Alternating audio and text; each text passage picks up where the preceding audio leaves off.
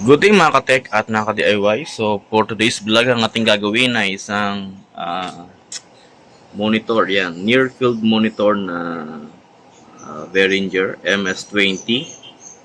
Yan. So guys, so ang problema to guys ay okay siya dito. Mayroon siyang sound dito. Pero dito ay sa kanyang left channel ay wala. So, yung guys ang pinaka sira nito ano. So, ipakita ko sa inyo guys na okay ito. So, meron kayong konting yan. Nakabit mo siya guys sa kanyang line. Ayan. So, hanap tayo ng hindi nga kung pwede ito. Okay.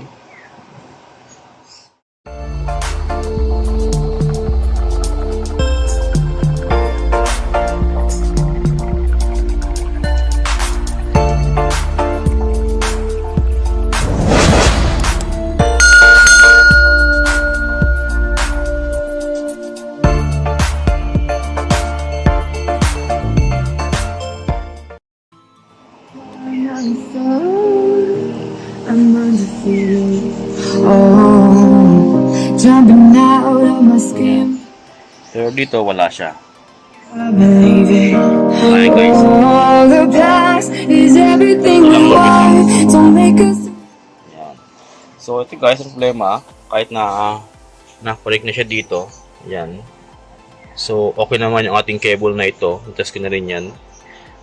Wala pa rin siyang sounds na lumalabas dito. So ang pinaka problema to guys ay yung kanyang left channel ay hindi gumagana. So ito lang yung may sounds talaga. Yan, ito talaga yung may sounds. Ano na yan? And we'll dream Wala eh. the possible. Bakit na may ulit? Surprise. Wala guys. Kahit naibukod ko siya. Ayun. Wala kang marinig na sounds dyan. So yun guys, yung ating gagawin ngayon na kailangan ay may ma-produce itong sound. Yan. So yung ating left channel ay dapat magka-sound. So ating bubuksan, itignan kung anong posibleng sira ng ano na to, ng monitor na ito. So ito kasi napakagandang speaker din sa mga computer o kaya sa mga studio. Talagang clear yung kanyang vocal, yung kanyang pinaka-sound ay clear, yung bass niya ay okay din. Ayan. So guys, yung kanyang specs. So 10 watts plus 10 watts siya. So two-way bass reflex system. Kaya maganda siya guys, gamitin sa mga home studio kung meron kayo guys. So yun guys, ating gagawin na kailangan ito ay magkaroon ng sound. Pakita muna na okay yung ating mga connector, kagaya ng ating line connector.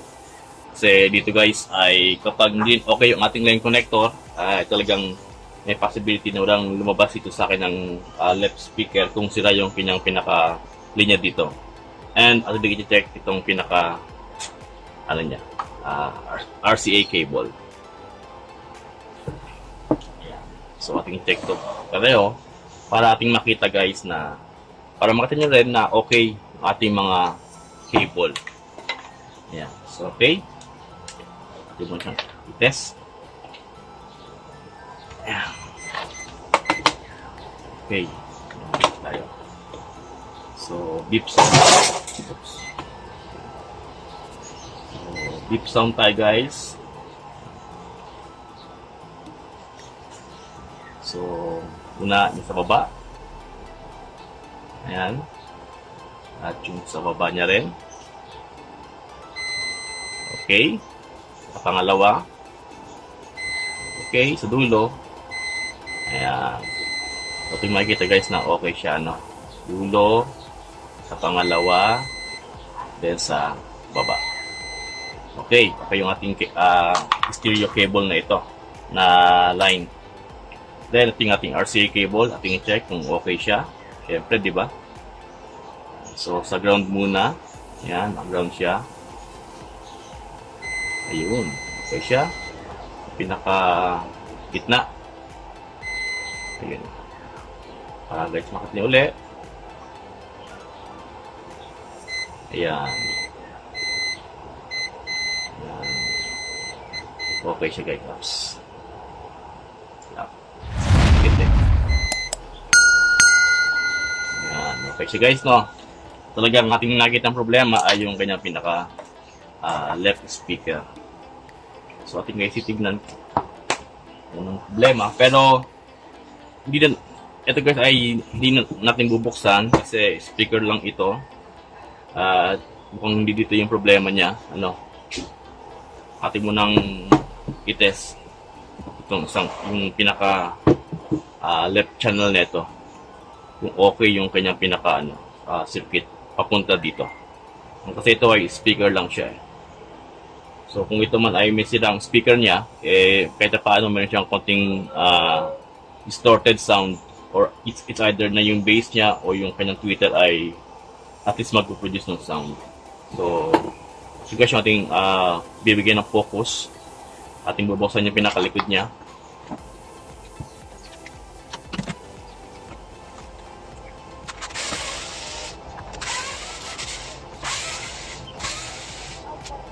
Yes.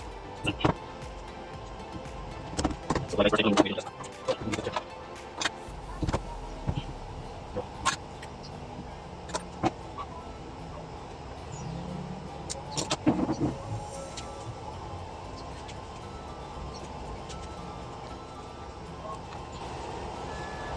Guys. Yeah. Ito naman ang Behringer near field monitor. Okay. So yun guys, yung naman ng ating Behringer, no? So meron siyang dalawang IC. Ito. So, at ito ay, kung di nagkakamali, ito ay 2030A. So, mga TDA 2030A, 18 watts. So, yung guys yung naman ang gamit nito. So, ito ay for, wala kung alin dyan ng yung sa right and sa left.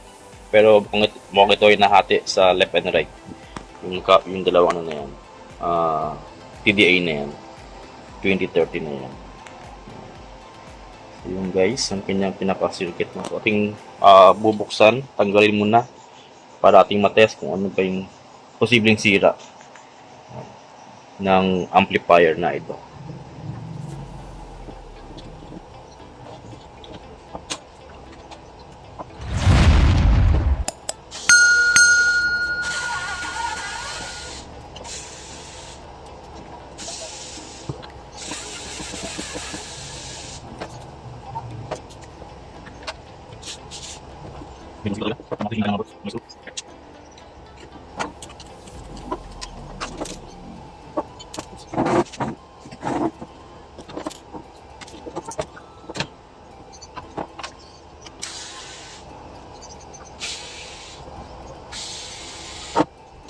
Yan, guys. So, dito yan guys mag-focus sa power supply niya kasi meron tayong power supply at meron siyang sound. So, focus tayo mag-focus talaga sa pinaka ano niya guys. Sa pinaka audio niya. Audio section niya.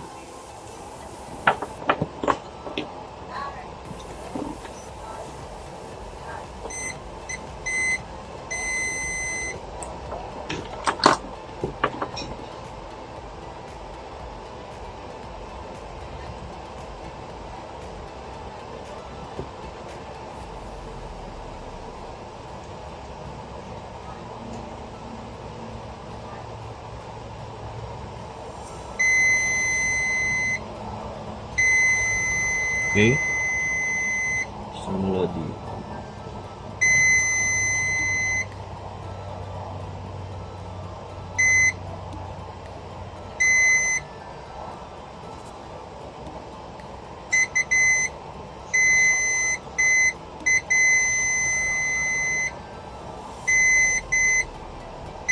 Okay. So ito guys yung isang side ng TD820. Dito tayo may nare-read na short line papunta ng output ng left channel.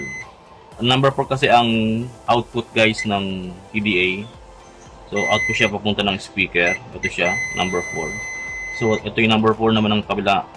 Ayan, wala siyang continuity. So ayan. Mula dito. Tapos ito ay resistor. Ayan. Then pumunta yan guys ng 4 output. Okay. So ito siya guys. Ito yung kanyang area ng left channel. Ito ay yung sa right channel. So ito guys yung TDA. Ayan. Ito guys yung TDA. Ayan. Ng left channel. Yung audio section ng left channel. So mag-check tayo guys kung mayroong shorted na capacitor or diode. Kung meron man, i-check itong tatlong transistor dito.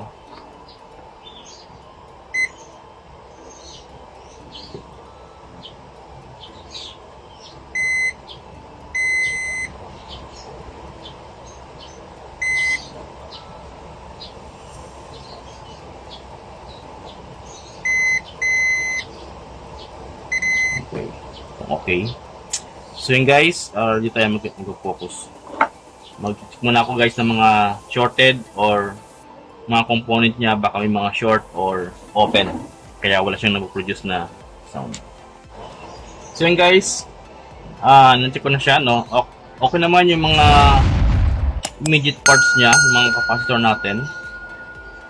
Ang ako na nakita nung ako siyang tinik ng may voltage ay yung kanyang output dito sa good ay 0.0, pero dito ay meron siyang lumalabas na 0.8, 0.6 sa pin 4 niya ng 2030 na ito yung may problema.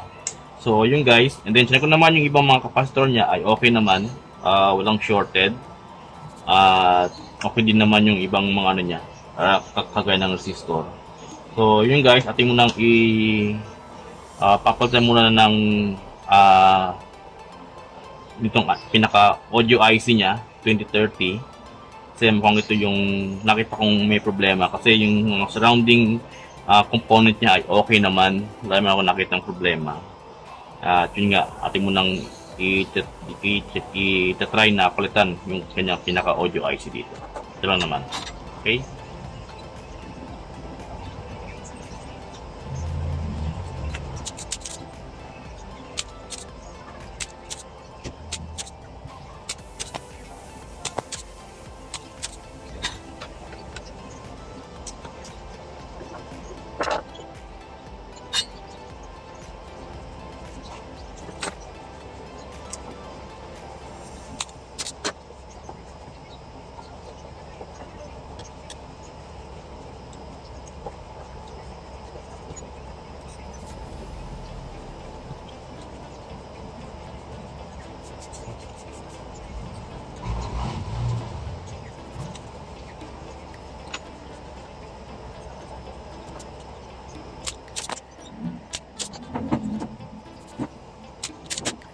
So guys, ito yung TDA nating papalitan, no? And kanina rin napasin ko rin na mas mainit siya kaysa sa isang TDA dito.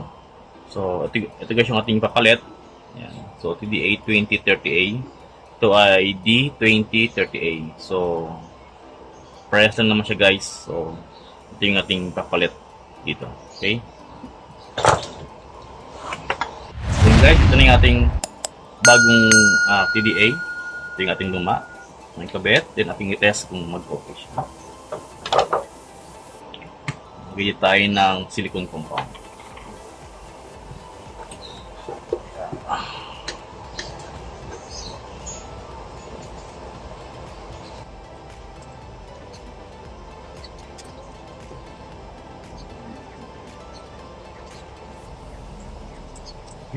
Ayan, let's go.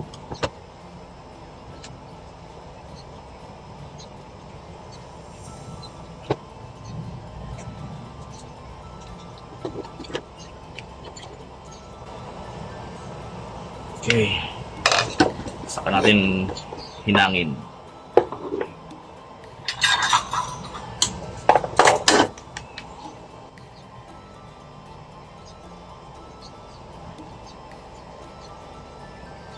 Next thing, no? Interest, no?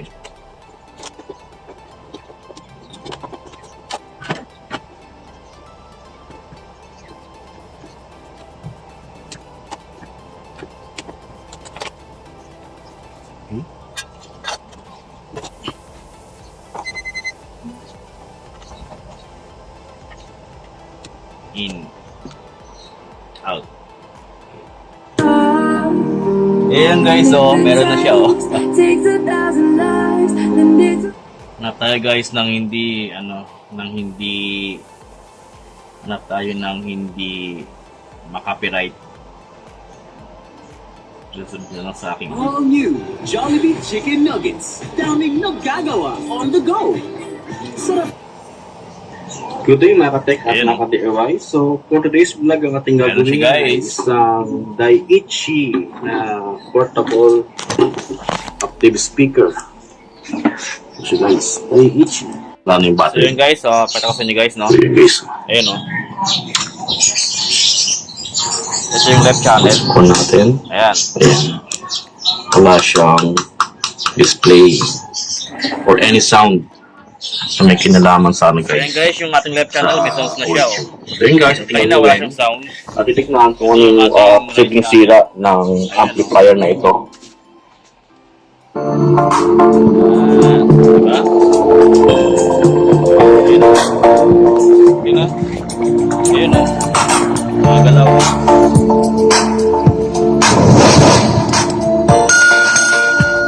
Ayan guys, okay na. So ito na guys, yung ating ginawang Behringer MS-20 na problema ay wala So yun siyang ating umpisahan yung ating pag-check. So yun guys, okay na yung ating ginawang MS-20 na Behringer na near field monitor. Na ang problema ay itong kanyang left channel ay walang output ng audio.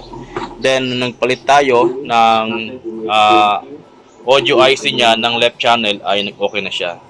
Nagkaroon na siya ng audio. Ayan.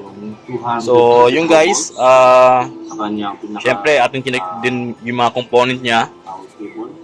Yan, ating check yung mga component niya at wala tayong nakitang ibang problema. So yun guys, kung gusto nyo yung ating video ngayon ay kindly like, share, and subscribe para sa mga bagong videos and update natin gagawin para po sa ating channel na ito. So yun guys, God bless mga kabutig-tig.